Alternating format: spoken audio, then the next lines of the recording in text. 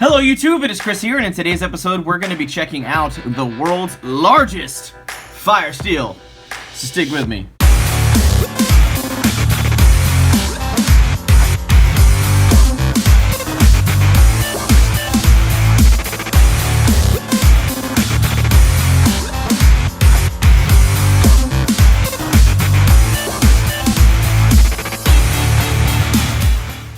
Welcome back everybody, and thank you for sticking with me. Like I said, today we're going to be checking out the world's largest fire steel. Now, for those of you who tune into my channel regularly and follow me on social media, you have seen this exact fire steel kind of hanging out in the background, just being pretty, so to speak, but you keep seeing it being used. You see more and more wear on it, but I've never really talked about it. So this massive beast is literally 11 inches overall. Yes, 11 inches from the butt end to the, I guess you could call it a tip of the ferro rod. This is sporting a huge chunk of fat wood. This was one solid piece of fat wood, and this is a 1 by 6 inch fire steel. Now this fire steel is just completely enormous. It is an absolute freaking flamethrower. Holy crap.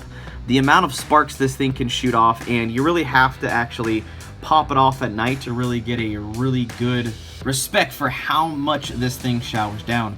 You just basically, you strike this once or twice and all of a sudden your fire's lit and you're not really like, wow, that was just magical. Now once you see this thing you feel this in hand, you actually look at it and you're like, it's not that bad. This weighs, I want to say this weighs just over a pound, like a smidge over a pound.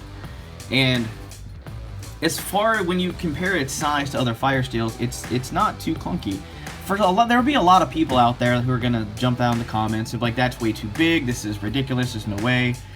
But this is kind of one of those fire steels. I have used this thing over and over and over, and a lot of you who follow me in my videos a lot and very regular channel subscribers, you will know that I have used this fire steel a lot.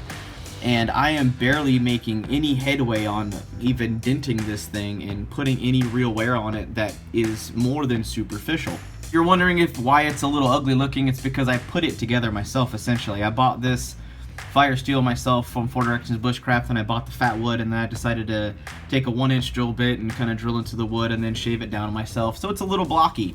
Now if you were to buy one straight from them, this is more or less what you would be getting. Something a little more elegant, not crappy looking, really clean the way the adhesive and the epoxy is put on there. This is using Osage orange handle scales. This one's a lot lighter and more finesse because it's been contoured appropriately. It fits better in my hand. Now because this thing is such a flamethrower, I wanted to take this out and really put this thing through the ringer and take it outside and really show all the different types of tinder this thing could light up and handle. Now there's a lot of other fire steels, good ones, even from his company, that just can't physically produce the amount of sparks compared to this one. So keep in mind, I'm comparing some of the results to this massive retarded Dragonfire ferro rod. And naturally, just like with a lot of really good receptive tinders, this thing just, I mean, one click it was done. And a few others, it took a few other strikes just like it would with a normal fire steel, but it took a few less strokes due to the fact that just the sheer amount of sparks raining down on that piece of tinder was just forced it to light. I like going down to more natural environments, to more of a campground or a wooded area, because I run into humidity, moisture, a lot higher winds, than you can control that kind of stuff in a backyard or indoors or in a kitchen. Like some of my laboratory tests you've seen way back in the past. And doing those type of tests gives me a real world effectiveness level to let me know really what I'm getting into when you pay like 50 to 70 bucks for a super massive fire steel. Now some of you guys may look at that fire steel and seeing a big 1-inch by 6-inch fire steel being like 50, 60 bucks, and that's crazy, that's super expensive. Not really. Because when I first saw these humongous massive fire steels, I saw it on firesteel.com and they were going for like 160 bucks a freaking piece.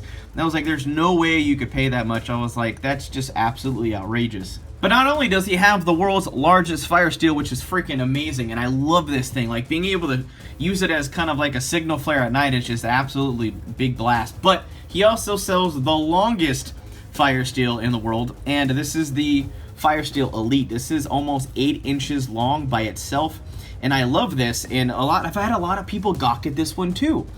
And I think the big misconception, they think it's too big. But this is a 1/2 inch basically by 8 inch long ferro rod. But what that allows you to do is you take that striker and you can run along a very long, very reactive line of ferrocerium, and what that allows you to do is just generate sparks all the way back here, and you're just raining down sparks. I literally call this the 2-pump champ. And I have never really had to use maybe 2, possibly at worst 3, to ever get a fire started with this particular setup because of the just long recession of spark throwing ability that I get with such an awesome fire steel. But yeah, Chris, I get it. You got the biggest one, you got the longest one, but you know what? I'm just an ultralight camper. I don't need all that fancy crap. I just want a good fire steel that's going to work no matter what. Well, here's the thing. He's got that for you too. The Extreme Weather Firestarter. Now this is a brand new version compared to the one that I thoroughly thrashed on and tested, which was his prototype. Like you can see, this is much uglier than the production model because this was kind of just hand slapped together. But I was able to start every fire under the sun, and this was a freaking dream. This ugly, nasty, ghetto thing was a freaking dream to work with. It lit up everything. It was like wildfire. You have pure magnesium, you had Missouri fatwood, you have a beautiful hot gobbing spark ferro rod, but I had to work with a dwarf stunted ferro rod. Now the more practical uses for these, this is 4 inches long, gives me a much longer stroke on the draw when I'm raining down those sparks. You're getting the hot gobbing sparks, but you get to capitalize on it by basically setting gasoline on the ground by putting really nice pure magnesium and fatwood on there. So when you go to really rake this fire over the coals and really get something started because you're freezing, you need to eat, you need to boil your water, this thing will work for you for the size. At the absolute risk of sounding like a used car salesman, and that's not what I intend to do, is you have this flamethrower. This thing will basically the world ender. The apocalypse happens and the end of law and you only get one freaking fire steel. This is the one I would pick because, I mean, I have used this thing over and over and over and over and over and over again. This is like my never come home fire steel. This is the one I would bring with me, and knowing I could never come back to civilization, I wouldn't even be worried about it. I would feel confident I could give this to my kids after I die and it would still be usable. And yeah, you can call me biased because these are freaking awesome. These are my top 3 fire steels of all time. Like if I made absolute best fire steels of all time, this would literally be the 3 I would show off. Because you have the Dragon Flamethrower, you have the 2-pump champ, and you have the Extreme Weather. For those of you who've never seen a fire steel this big before, this is just ridiculous, and it's amazing. And don't let the fact that it's over, like, just over a pound, it's like 1 pound, 1 ounce, it's not that heavy. And if you can hold a good, let's say if you could hold the Gerber LMF2, you can hold this just fine, and it's not going to bother you. So if you don't feel that knife's too heavy, this is fine. But I don't mind this. Like, this isn't something that you would say, yeah, if you're going to go ultralight bug out camping with it or something. But yeah, if I'm going to go outdoors and camp with it, and if I only want to bring one item for fire starting because I want to keep it simple, that's what I bring. This is an aggressified, dragified, bona fide, awesome freaking fire steel. I can't recommend this enough. And if you have the budget of 50 to 70 bucks to buy a huge, massive fire steel like this from 4 Directions Bushcraft, you can hit them up on Amazon, and I'll definitely have links in the video description. But if you enjoy the test footage and you enjoy seeing this thing in action and really letting me show this the full merits of this bad boy, definitely throw this video a big thumbs up and share this out with your friends and family in your social media networks so we can keep growing, thriving, and making awesome videos for you guys. But that's just about it for now. Hope you guys have an absolute wonderful day. I'm out.